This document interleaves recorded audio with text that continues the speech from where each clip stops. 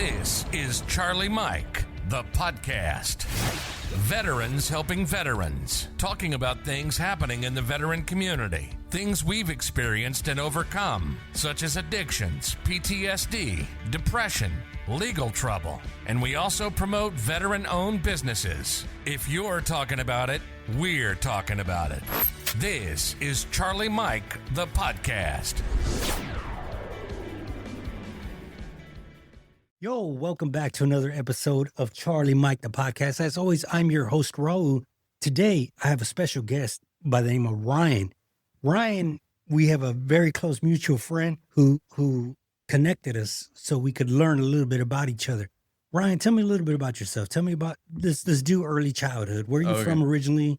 Born in a little town called Belleville. I don't know if you know where that is. Texas. Yeah, over by Brenham. Yeah. We had we did dove hunting. Oh, okay. In Brenham. Gotcha. Gotcha. And then raised in Galveston. In Galveston? And graduated from there, everything. And then got bored with college. I tried college for about half a semester and went to the recruiter's office. And that was it. Yeah. Around what time was that? Oh, God. November 98. 98. Yeah. Yeah, man. Long time ago. Yeah. So what did you, was it ever in the thought? Was it ever something that you thought when I was about? a kid, I was like, man, I'd love to do, go be in the military, do something, something more than what most people do. And I was trying to get college credits, did AP classes in high school. So I thought I was good. And then you're smart. I was. Okay. You still, you don't lose. No, I got hit in the head a couple of times. Oh yeah. Okay. But they wouldn't accept my AP credits. So I was like, man, I ain't doing this all over again. So The college wouldn't accept the college wouldn't accept the AP That's crazy. credits. Yeah. And it was a junior college too. So it was like real stupid. Yeah. Okay. So you just like, okay, well, I'm gonna do this military thing. I went to the Air Force and then Army recruiter. Air Force, I was a little heavy, and Air Force was like, no, we ain't doing this. And then what were you sitting at? Oh God, 230, 240. Oh, you were a little on the bigger side. But Yeah. you're a tall guy though. Yeah, but they were only allowing me like 200. Okay. Shit. But Army gave me a waiver and all that, so I was able to go through the Army and So you went through basic training and everything in 98? 98, 99. Yeah, 98, I graduated 99. in March 99. So where was your first duty station at? Fort Drum in New York. New York? Yeah. Jesus. Did you get there during the winter or summer? I got there in March, Yeah. or May. No, I got there in May, and it might as well have been. I mean, there was still like snow flurries and all that going on. That's craziness. Fort Drum had just come off of a bad winter freeze, and it destroyed a lot of the buildings, stuff like that. So, and that was actually one that I never wanted on my list.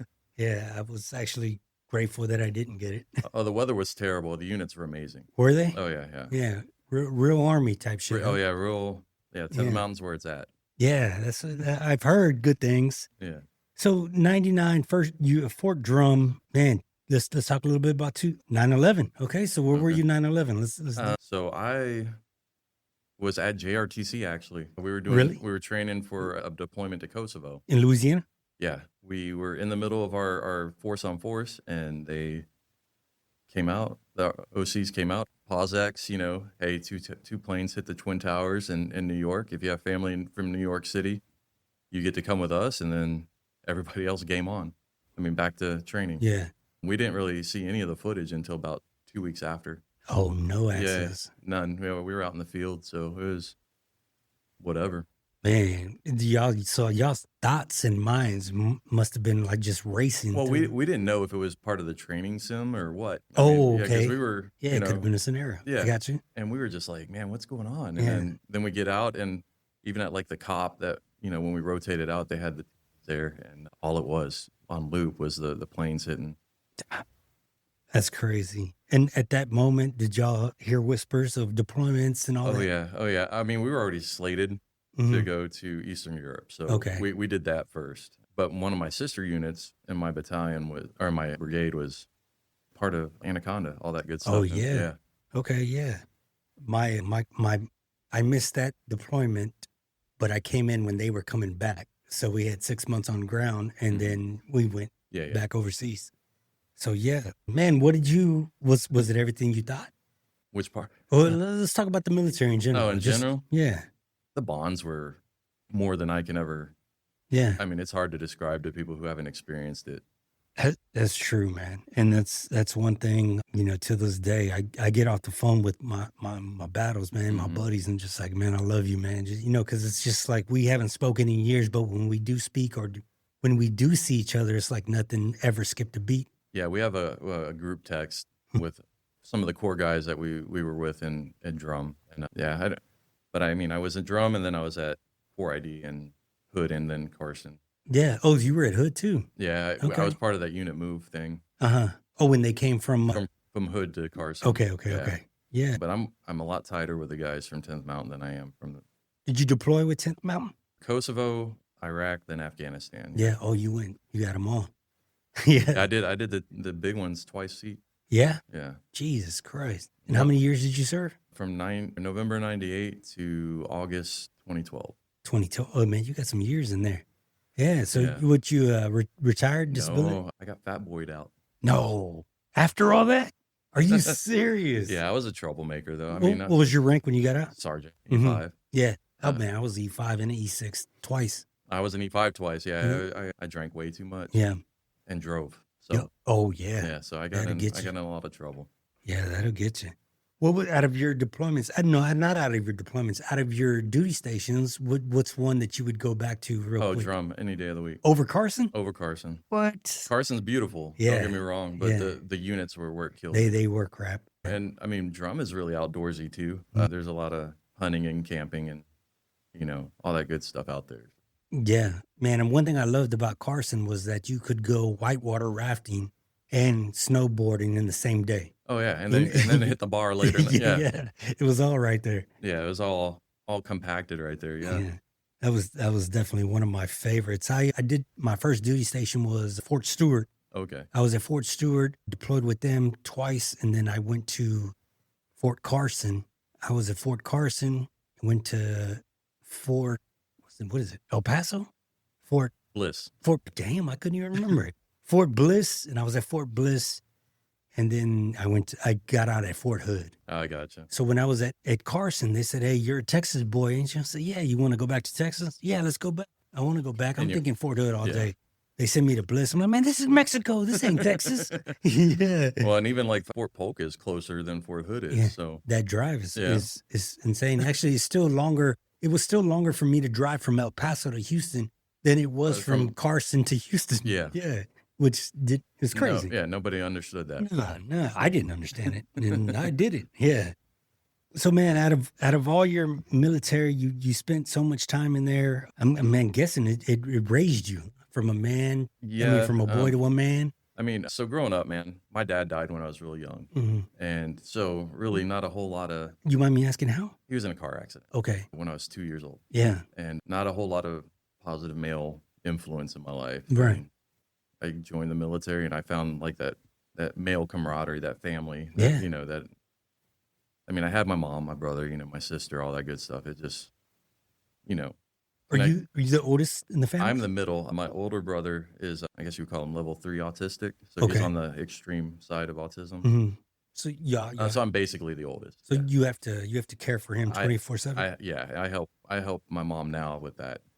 How was that? I know that's got to be a lot on your plate. It's not bad because my parents are still, my mom and my stepdad, they're still young enough to do it now. So Right. I only help when they need help. Yeah. But I will be the primary Yeah. here in the future when they can't do it. Mhm. So you were telling me about your daughter a little bit. Mhm. So man, how does it, dude? It's crazy to think that we have 20-year-olds. Like I Oh. have my daughter Faith is 21. Golly. My daughter Layla and Aubrey, they're Mhm. both 14. Mm-hmm. And then our little Charlie is 15, 16 months. Yeah. So Oh, is she already a year? yeah, Golly. man. Yeah, it's sporadic. The growth. I mean, the timelines. You only have one? I only have the one. Yeah. Okay. It's crazy. Like she's the age I was when she was born Mm-hmm. now. So it's like, and she graduates college this May. And Yeah. that's crazy too for me. That's awesome. I'm proud of her. I always give her a hard time because that's what dads do. Oh, of course. She's a little sensitive because that's what the young kids are these days. Yeah, yeah, yeah. But yeah, we have a pretty strong relationship, I think. That's good, man. Did she, so her growing up, she kind of saw all versions of you, huh? Not really. Her mom and I split up when she was real young. So Mhm. we realized that it wasn't working when she was 6 months old. Sometimes it's the best. Yeah, and she stayed with her mom most of the time. Obviously, I was still in the Army, and I was in 10th Mountain. We were the highest deploying division in the Army, so every other year I was gone. Yeah. And I would come home, visit with her. When I was stateside, we would get her 1 week for spring break, 1 week for Christmas, and then most of the summer. Yeah. So she's seen it. She doesn't really. She acts like she tells me she doesn't remember it. I don't know if she does or not, but she says she doesn't really remember that transitional part of it. What with being away from the military, that was your first time being away from the family in general? Oh yeah. How did you take that, especially being away from your brother and your sister? I did better than my family did. I think I adjusted a little better. I think I needed that little bit of freedom to grow. I mess with my mom now. I'm like, hey, I'm gonna, this war's kicking off again. It's time for me to pick it back up. And She tell you you're crazy. oh yeah, she yells at me. Sit down, old man. That's it. Yeah. But oh goodness, one time when I was over in Iraq, comma blackout because somebody got hit. My sister was a senior in high school at the time, and she was talking to an Army recruiter. And so the recruiter shows up during this combo blackout to my mom's house in uniform and knocks on the door, and my mom pretty much passed out. Yeah, mate. Yeah. Did he not think that through, huh? No, then she had the the star out in the yard and all that, and he was just like, not a care in the world, man. Mm-hmm. Yeah. He's more worried about the numbers on that aspect. I'm assuming. That is it. Yeah. What I remember throughout the military, I had my different type of leaders. I'm sure you experienced it too. Are there any of them that you've had that you think back like, oh man, that's the one? Yeah, there's a couple that I didn't care for then. Oh yeah. I mean, they were asshats. Yeah. I mean, well, they were tough is what it really was. Was it tough? Because there's a difference between tough and an asshat. No, he was a tough guy. He was just very tough, very by the rules. There's a couple of them actually. I had a platoon sergeant that was, before he came to my unit, was in the Night Stalkers with the Mogadishu crowd. Yeah, he was a door gunner for the Blackhawks. Yeah, and we were like, hey, can you show us your record? He throws us his paper, like half of it's blacked out, and yeah, that's it. Yeah, I mean, and then the one that really comes to mind, he was my first sergeant. Well, he's my platoon sergeant, then my first sergeant. He eventually became a sergeant major. He was a good dude. When I was going through a lot of trouble for drinking and all that, he's the one who hammered me. So of course I didn't like him then. Right. I went from E5 to E4, got moved to a different company, all that good stuff, and we deployed to Afghanistan. And this dude, from what I hear, I mean, the guys told me he took shrapnel to the head and was like fighting medics off to keep him from being, medevaced out. Yeah. He wanted to stay with his dudes, and it's just great dude. We're friends now. Yeah, I guess like Facebook, contact, all that. But at the time, I didn't care for him. Yeah, I can imagine. He was the hammer. Yeah. I've had some crazy leaders, and I've had a lot of shitty ones. And when I started to make rank, I said I wanted to take the best of each one, and that's what I wanted to be. Even with my faults, I never let the soldiers see my faults. So, it was all that I did behind doors. Oh yeah. And you think it's behind doors. Well, yeah, until you kick the door open. That's it. Yeah. So you got out, and they got you out because of weight? Yeah. I was in the Fat Boy program, lost body fat percentage, but I went up like 2 pounds. Mm-hmm. And so they were like, you're done. After all that? Yeah. And then no more need for me is really what it was. Yeah. So what do you say? You got a percentage to the VA? You're doing all that? Oh yeah, I'm 100%. Good. Yeah. Good. P&T. So nothing to worry about, I guess. Right. Man, it sucks that they got you. I would have definitely fought for some type of retirement. At that time, thinking it through. Well, no, it wasn't even that. It was I was the unit I went to with 4ID killed any aspiration for me to stay in the military. Yeah. I had really terrible leadership, and it was all the whole, you know how it goes, the whole look at me, what will this benefit me? And that wasn't how I was brought up. I was brought up to, soldiers first, and then I worry about me. It's funny when you say soldiers first. Till this day, I still am the last one to eat at the house.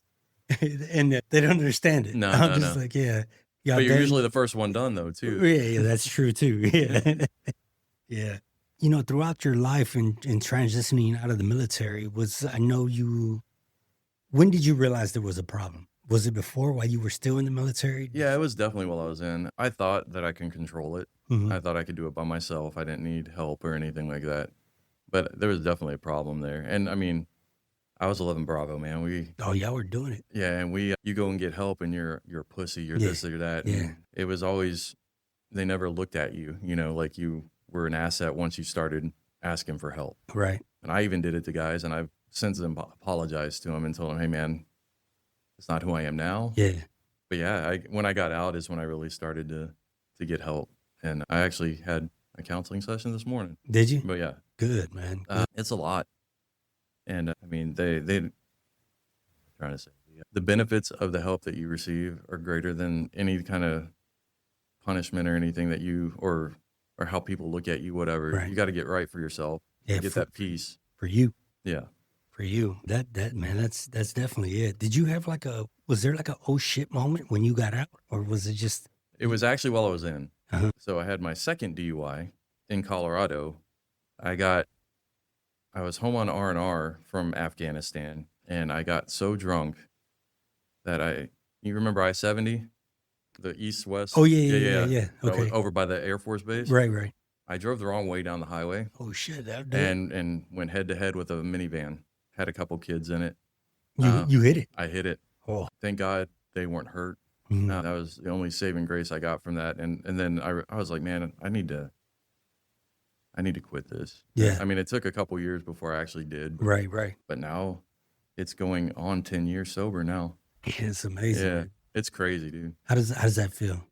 It's good. It's normal for me now. Right. Other people though, they're, like I'm single, so I try to date and whatever. Yeah, and it's yeah, like, yeah. oh, let's go out for a drink. No, I don't Yeah. do that, so it's, Are you still having trouble being in that surrounding? no, I don't. Prefer to put yourself in a situation? Well, and if somebody has to drink to have fun, I really don't want to be around them all the time. Yeah, makes sense. I like it. And that's amazing, man. 10 years, no small feat, man. I mean, I Definitely- guess California sober is the way you say it. Oh yeah, ain't nothing wrong with that. Yeah, there's definitely nothing wrong with that. No, but Man, sometimes you just need that little something. There Yeah. you go. I definitely that California sober. I learned that word from her, you know that? Yeah, really? Yeah. Man, so Jesus. So you got out and so you just started working IT? No. So, dude, I had no idea what I was doing anymore. I mean, being combat MOS, you don't, you have nothing to transfer over to. I did a million different things in the military and then trying to figure out what I wanted to do when I got out. I've jumped around jobs. I worked in a warehouse. I previously worked at a gun store and gun range. Then I worked IT, and now I'm back at a gun store while I'm taking IT classes again. It's, it's just been a lot. That's good. So your long-term feat is to stay in the IT Yeah, world? yeah. That's where it's at. It is, You can't- allegedly. Yeah. I don't know, man. Until That's- AI takes all our That's jobs. exactly what I was going to say. So with coming out of the military, man, do you remember one of the most hardest parts about coming home? Never feeling at home. Yeah. Like, I mean, I know I had this place and I was supposed to be here, but it was never felt home. Right. I felt more at home with my boys back in the barracks or back, in the cops overseas or whatever than I did for a long while here. I think people don't understand the I guess the camaraderie that you miss. And I know for the longest time when I got back in the States, I was so used to always having people in my house that it got to the point where it was just me and I was alone. And too quiet. Yeah. And I was like, okay, what do I do now? I don't, yeah. But definitely just the camaraderie. I feel you on that. Yeah, and no slight against my family or anything Right. because they love me and I love them, Mhm. but we didn't have that connection that I did with the camaraderie, the sense of being or belonging that you do with the military. Yeah, I totally agree with you. And you say you still maintain a lot of relationships? I try to. I mean, of course, life gets in the way. Right. Everybody has kids, and Yeah. some have grandkids now. That's and, crazy, isn't it? Some of them they were my kids when I was in. They're still in, and they're leadership now. Same here. I'm watching all these kids get promoted to sergeant first class, Oh, yeah, master yeah. sergeant, first sergeant. And I'm just like, man. I said, you were a little shitbag when you first, and to watch you grow and then be that. Oh, yeah. Yeah, that's amazing. It's definitely like a proud papa Well, moment. and then they, message or what, thank you for, telling me thank you. And I'm like, what did I do, dude? Yeah. I was an asshole to you guys. Yeah. Man, that's craziness. So how did you get into the armory thing? You just something that you enjoyed doing? I like tinkering. Yeah. And I mean, I knew modern firearms, so Mhm. I got into the gunsmithing thing. Again, it's one of those things where I'm trying to figure out where I belong right now. Right. It's been 14 years since I've been out, and I still don't really know where I'm supposed to be. Yeah. It's like being in high school all over again, man. Yeah. I could see the resemblance. Yeah. You Just- definitely. Just don't know. Do you see future plans? What do you see for yourself in like 10 years? Well, I really want to get on with the HERO program. I don't know if you've heard of that. Mm-mm. With DHS. It's for disabled vets, and they help hunt down child sex traffic. Oh, really? Yeah, they teach you like the forensics part of IT. So Yeah. that you can hunt them down, and I mean, of course, you don't go kicking doors anymore. Right. But you point the actual badasses in the right direction. That's good. That's an amazing thing. I haven't heard of it, but I'm definitely going to look into it. Yeah, Learn more about it. Yeah, they just had I missed it. I was going to apply this year, but the window was not the same window as it was the previous year, so I missed it. But this coming year, probably they only do once a year.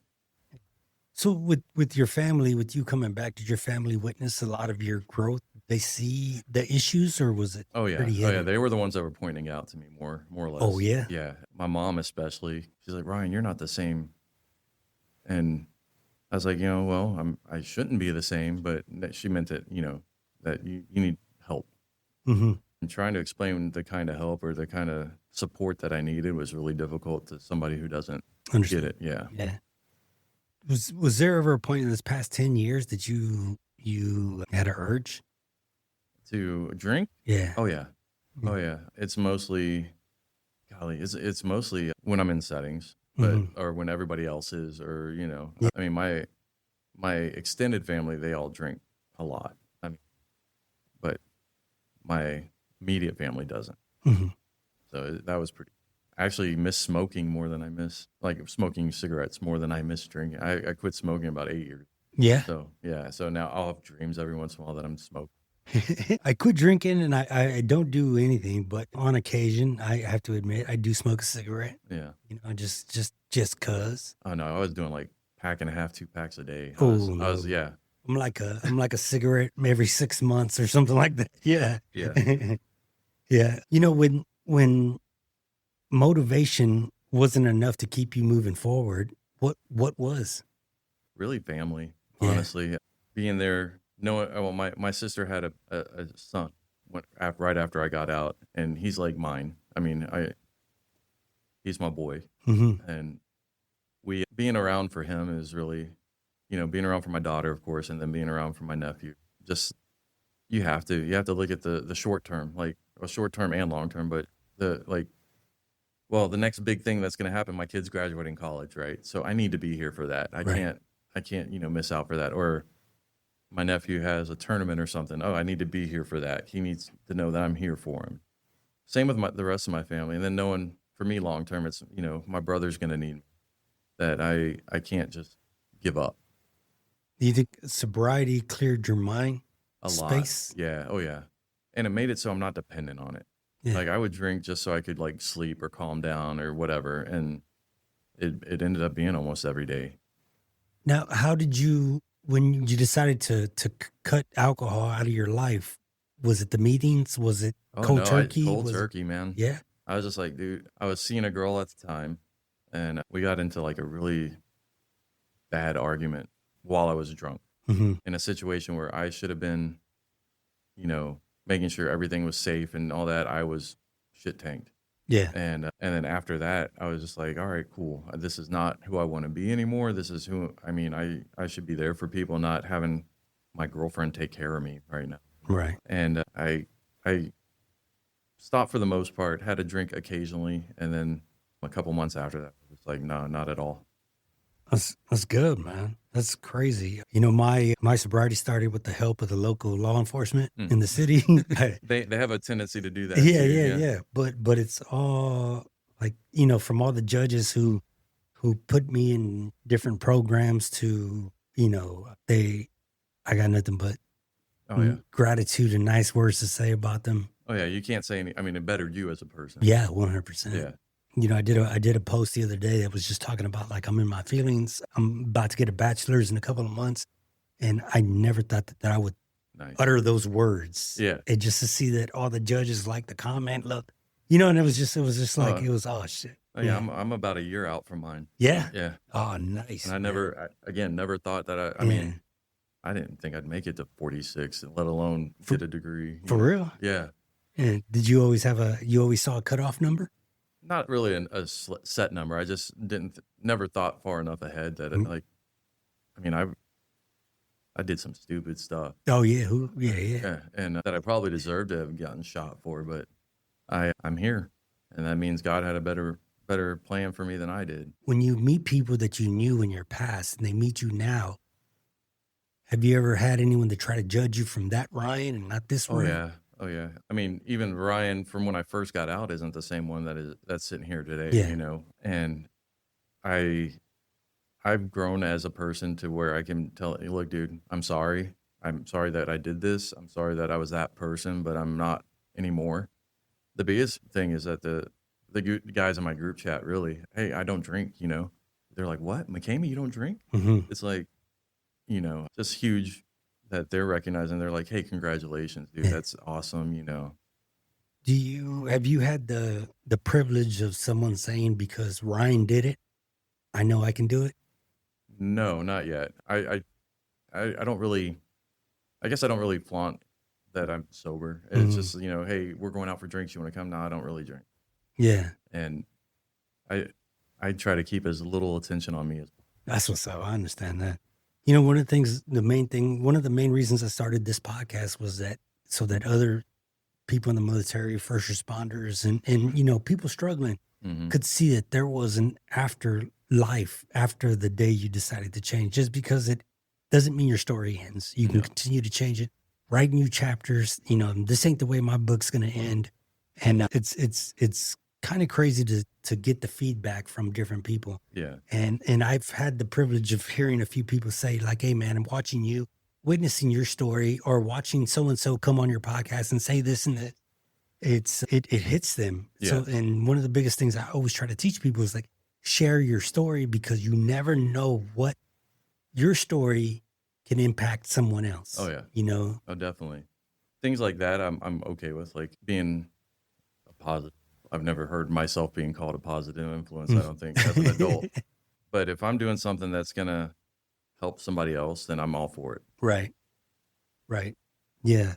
It's crazy, man. Like I told you, man, you came across spoken real highly about, and I wanted to meet you. And I know we talked about this for a while, but I'm glad you finally took me up on the offer. And you know, I want people to hear stories like this. I want people to hear that, you know, you struggled, but yet you got up, but yet you're still here, and, and you got big plans and big things in the future. Definitely. Since I've been out, I don't know if it's the same for you, but since I've been out, I've had at least, I think it's 8 of my brothers that I found out had taken their own lives. Yeah. And anytime if I can ever help somebody step away from that ledge, man, I'm there. You can call me. Yeah, 100%. And, you know, we started this thing a few years back where me and a group of guys and girls were like, okay, hey, we need to stop meeting at funerals. Yeah. This isn't the only time. We need to travel the United States and see each other. Yeah. You know, so we make it like a yearly thing that we pick a different city and we go and we Oh, hang out and just kick it. And we've been doing that for a few years Oh, now. nice. Yeah. I'm not sure with our group of guys, I don't know if they do that. I know there's a couple guys that meet up with each other because they live close. Yeah. But actually, there's one from my old unit that lives here in Clear Lake, the Clear Lake area, and I haven't seen him since I've been out. No. Yeah. Man, it's crazy. I've had excuse me. Oh, you're good. Man, tell me a little bit more about you, man. Tell me what's going on. What is Ryan up to these days? What are you doing? Mostly now, I am taking classes to finish out my bachelor's. It's Bachelor's of Applied Technology for cybersecurity. Hmm. That's most of my time. I volunteer. I do an outreach called Heels to Halos. It was started by a lady in the Houston area that was in the clubs, dance clubs, strip clubs, and Yeah. she found Christ. She wanted to minister to other ladies that are in that situation, get them out of the sex industry altogether. I don't go. It's a bunch of ladies. I drive them around, make sure they're safe, that kind of thing. That's amazing. That's once a month for me. I am in church every Sunday, Yeah. reading the Bible every day, trying to get my relationship with God set. That's been the biggest growth. Did you always have a relationship with God? I did, man. When I was young, I was raised in the church. And then going overseas, I've been deployed 5 times, seeing everything that happens over there, seeing those people or our people getting hurt. And, I walked away for a long time. But that's, having a family or a church that's praying for you is always the only way to get out of that kind of stuff.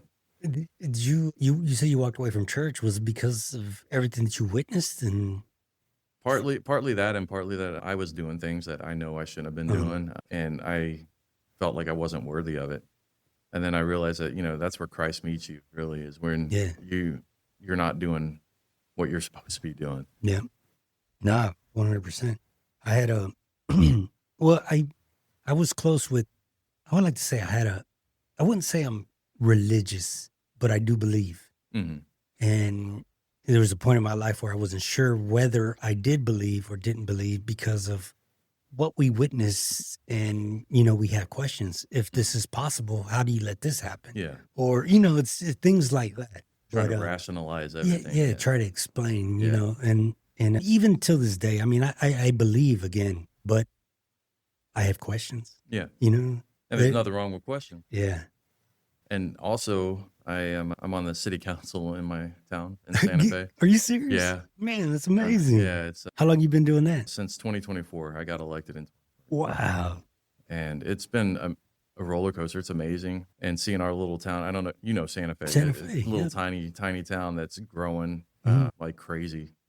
And people are resistant to the growth and the change. A But bunch of the older group, yeah. group, yeah. It's the same thing we had like locally, and then I think a lot of the Iraq and Afghanistan war veterans, when coming back into, I'm gonna use this as an example, like the VFWs. The VFWs were stuck in a way that weren't changing because of all the older heads. They had built something like, hey, it's perfect, it works, don't change it. Yeah. And then Well, the one in Santa Fe shut down. did it? Yeah, that chapter shut down. Oh wow. And the building's for sale. Whoa. Yeah. That's crazy. Yeah. What made you do politics?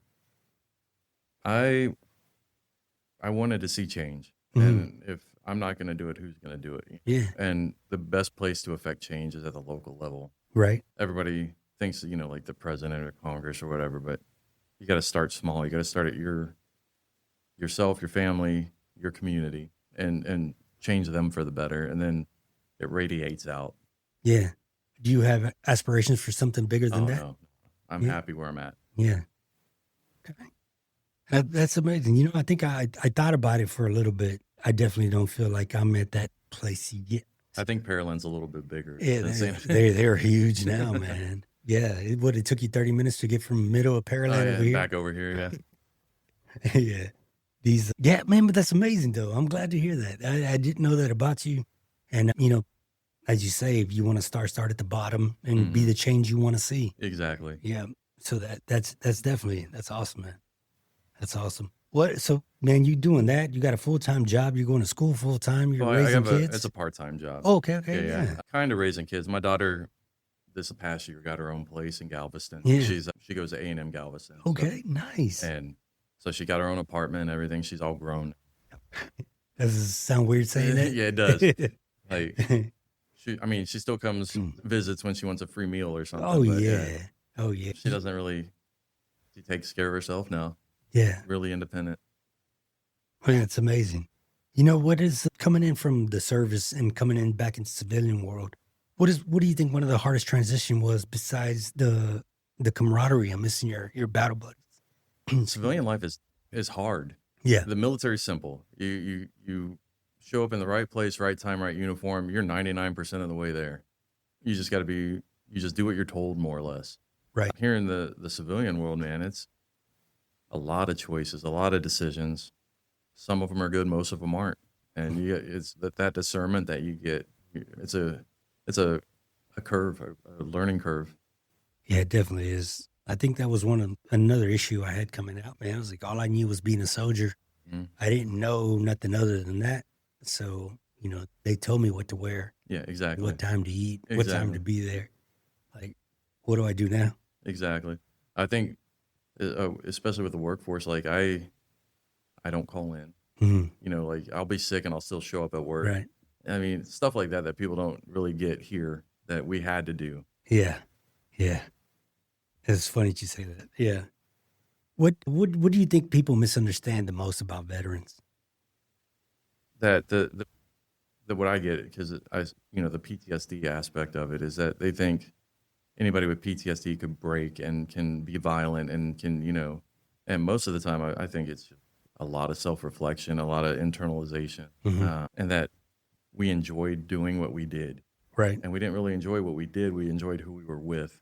And I think that's a big distinction of being a soldier. I agree. I like that. One of the things that you said, that when people say they think that you'll snap or they'll think this and this, and I hate even hearing that. Like, that's not even that's not even the medical diagnosis. Yeah. Yeah. It's definitely. If I wanted to kill you, I would have done it. How do you, man? Tell me, God, Jesus, I'm excited to hear more about you, and I love the growth process, man. From the time you got out to just figuring out what you're doing, kinda, and just winging it. So did you have to do the whole campaigning, all that stuff? Oh yeah. Oh, kinda. I ended up running unopposed, so I didn't really have to. But yeah, but still, yeah. I had posters out, like the little lawn posters and all that. Yeah. Yeah. So that came to you because you wanted to see a change. Yeah.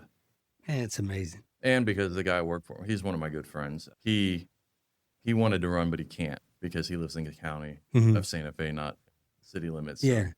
he was like, "Man, you want to do it, right?" And I was like, "Yeah, I mean, why not?" And then he kind of financially backed it. Yeah. That's what's up. That's amazing. If you could talk to your younger self right now, what do you think you would tell them, or what would you think they would need to hear? Stay away from the drinking and stay away from loose women. So all the fun stuff. All the fun stuff. Leave all that fun stuff. You got plenty of time for fun, man. Yeah. Just God never left, man. Yeah. He's always there. Always had his hand on you. You might not see it, but it's there.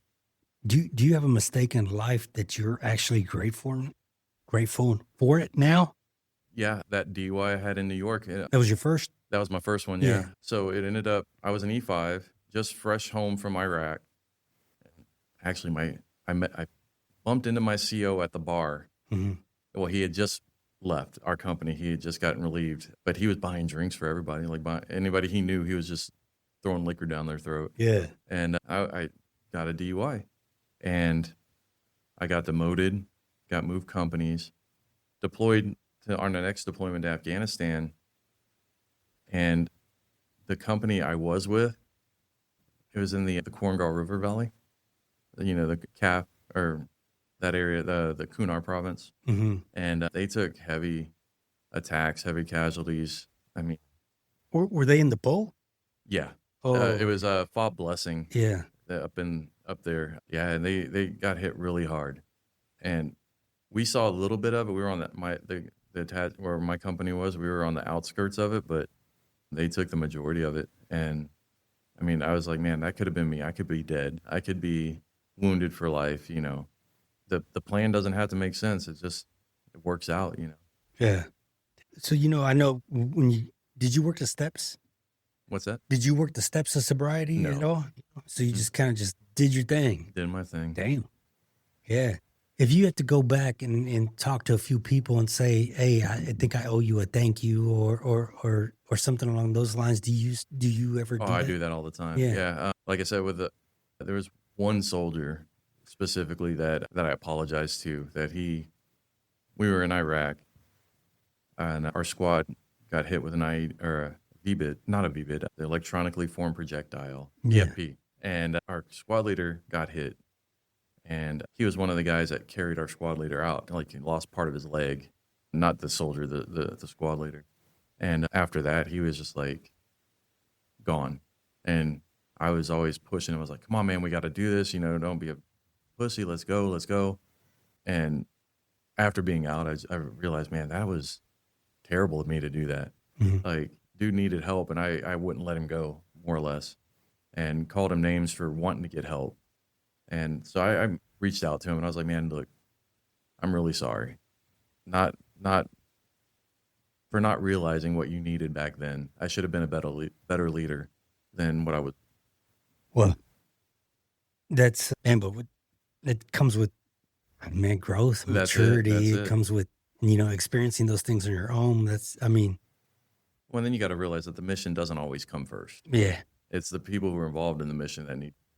But how were you taught back then? Oh, mission first all the time. Yeah. Complete the mission and then circle back around for the wounded, Yeah.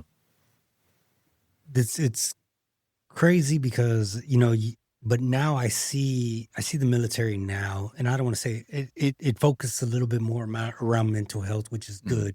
I definitely think that mental health should be talked about a lot more than it is, but it is being talked about. Yeah. Which is a good thing. I think some of the focus, though, is a little skewed on where they focus their mental health. Tell me what you mean. Like, they need to be more focused on returning deployments or returning from theaters of operation, things of that nature, or helping people get help and not ostracizing them.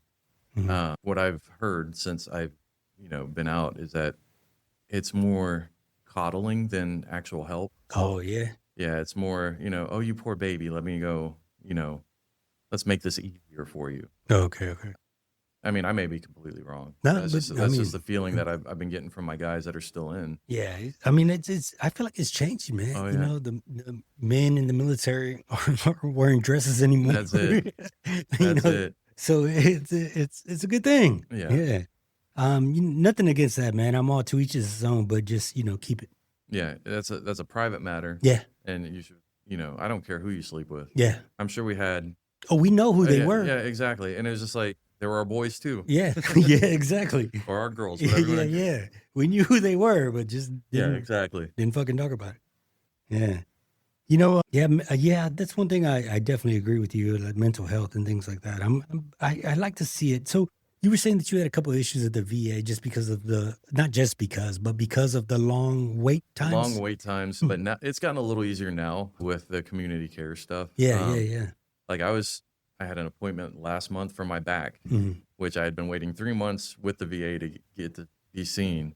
And the day before the appointment, they canceled it. Yeah. And I was like, I'm in pain. It hurts, can y'all do something? And then 2 weeks after I get a community care consult, I'm seeing a doctor. Yeah. So it's, it's getting a little better on that end of it. It definitely is. I had the same thing just recently go through with neurology, and they canceled my appointment like the day before I was supposed to go. So I called my primary care and I said, hey, this is the situation. She's like, let me make some calls.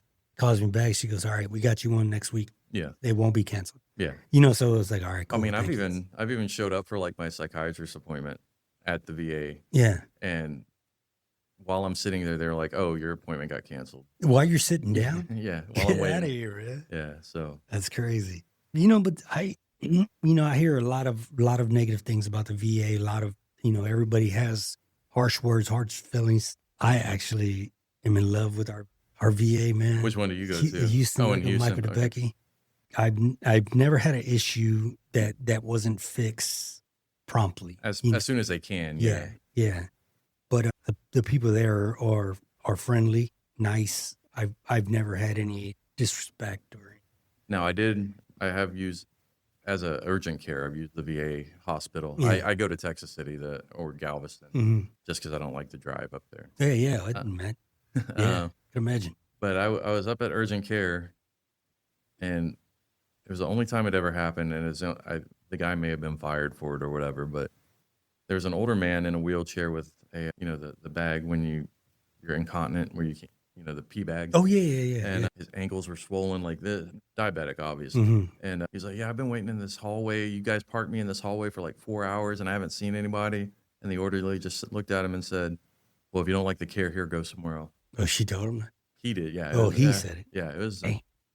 that was the only really bad experience I've seen at the VA. But Yeah. that was it's enough to piss you off. Yeah, that'll do it. Man.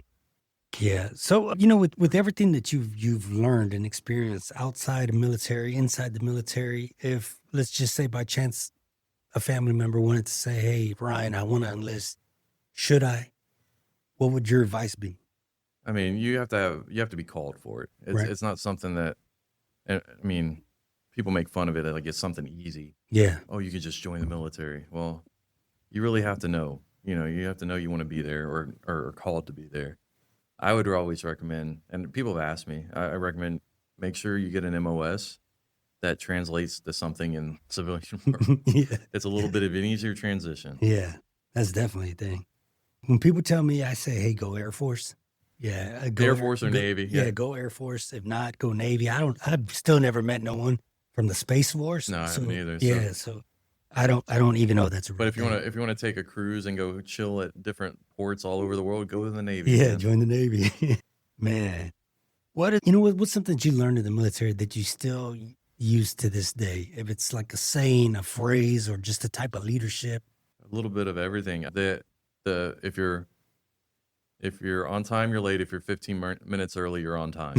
That's why right when I knew I was in the wrong place, and I was like, damn it, Yeah. that is one of my biggest things. And I always look out for people who need it or who are, I don't like saying weaker, but Yeah. that if you can handle it, they can't handle it, help them. Right. Right. Yeah, man. So getting out, what does strength really look like to you now? I know in our day we were muscles and all that shit. Now it's more perseverance, man. Yeah. It's life is not a sprint, Mm-hmm. and being mentally conditioned is more important than being physically. Yeah. You have to have your inside right, your mind, your spirit, and then the body will follow. Man, that's amazing. Well, so we use the term Charlie Mike here. So it's Charlie Mike, Pearland Podcast Studio, Charlie Mike, the podcast. When you hear people say Charlie Mike, what does that mean to you? Literally continue mission. You got to just keep going on. Mm-hmm. Nothing gets bad enough that you have to stop. Right. You just, Charlie Mike. I love it, man. When life hits you hard, what keeps you moving forward, man? My family. And I love life, man. It's pretty awesome, man. It is. Yeah. I don't want to consider the alternative. Yeah. Man, when we talk about legacy and leaving something for your children, when you want your daughter to think about you, what do you want that lasting impression to be? That I'm her rock, that I can be, somebody she can depend on, and that we'll be there to protect her. And I think she knows that. So that's the biggest thing. And that no matter what, I'm proud of her and I love her. I might not always like her, but I love her all the time. And she's basically me when I was young. Yeah. That's dang. I liked it. What do you wish Americans understood about the people who served? That most of us just want to be left alone. That we not necessarily it's not that we don't appreciate being thanked or anything. It's just we don't know how to react to it. Yeah. It's a little overwhelming sometimes that we look at it. We're like, we just did a job, man. We just did what we were supposed to do, what we had to do. We didn't do it for thanks or the free meal at Golden Corral once a year, Yeah. Oh man, there's people that did. No, I know there are. And generally, the more they're talking about specifics, the more it's probably. Right. Yeah. 100%. If you had to finish this sentence, service taught me what? Service taught me that I am stronger than I ever thought I was, and that I am capable of doing things that I never thought I could. If someone is listening to this right now and they feel stuck, what is something that you would like to tell them? Everybody gets stuck. Stuck doesn't mean stopped. It just means it's a small delay. You're going to get through this. You're going to make it. Don't make a permanent choice over a temporary situation. Yeah. That's it, man. That's it. That's a lot to And you said a lot of jewels. I'll be honest with you, man. And it's amazing that I'm had the opportunity to get to speak to you and learn a little bit about you. Like I said, man, you came highly recommended. My last question to you is, if you were called tomorrow Hmm. and said, "Let's go," would you go?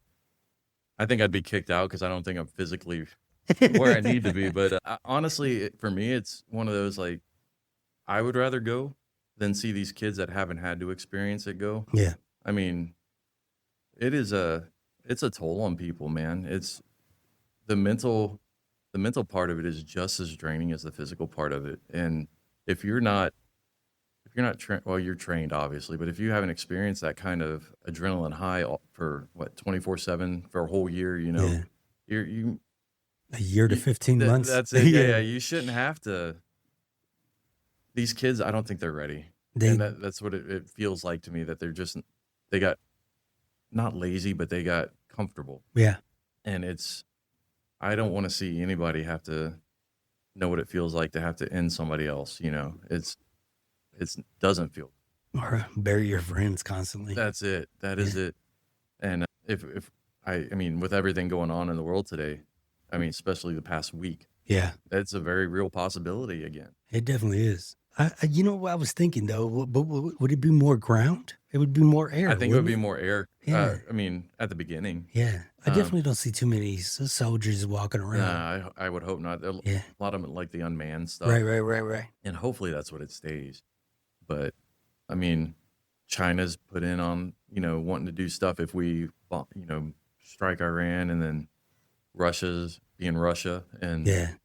I mean, it's just scary to think that at any point it could all just Are go you? crazy. Or do you follow just world news a lot? I enough to know what's going on. Yeah. Because I don't like to be blindsided, but Right. everything is so skewed one way or the other with Yeah. even Everything. any of the major outlets. Yeah, I like independent journalists a lot better. It's the same thing. I don't watch the news. The only time I watch the news is if I need to know the weather. Yeah. But other than that, that's it. Yeah. Everything else is just from independent articles that I read, and then Then I check it. Yeah, exactly. Yeah. I'll hear something, then I'll check it. Yeah. Yeah. It's sad to say you can't trust the media anymore, but you can't trust any of them, right, left, whatever. But you know what's crazy though? A lot of people younger than us, shit. I know a lot of people our age that get their news information from social media, the TikToks or the whatever, and think it's true. You trust but verify, man. Yeah. You hear it. I mean, I do the same thing. I'll hear it and I'll be like, that doesn't sound 100% right, and then I'll go check it and find out that, it was BS. But, Yeah. It's the same things I hear at the house, like, hey, did you know, blah, blah, blah, blah. And I'm like, well, actually, let me tell you really, this is what this is. Yeah. Yeah. Oh, man. But, it's going to get a little crazy before it gets better. Yeah. I'm not even sure it's going to get better, to be honest with you, but as a whole, we can do it. Mm-hmm. We can make it through. Yeah. Survival, is winning. Yeah.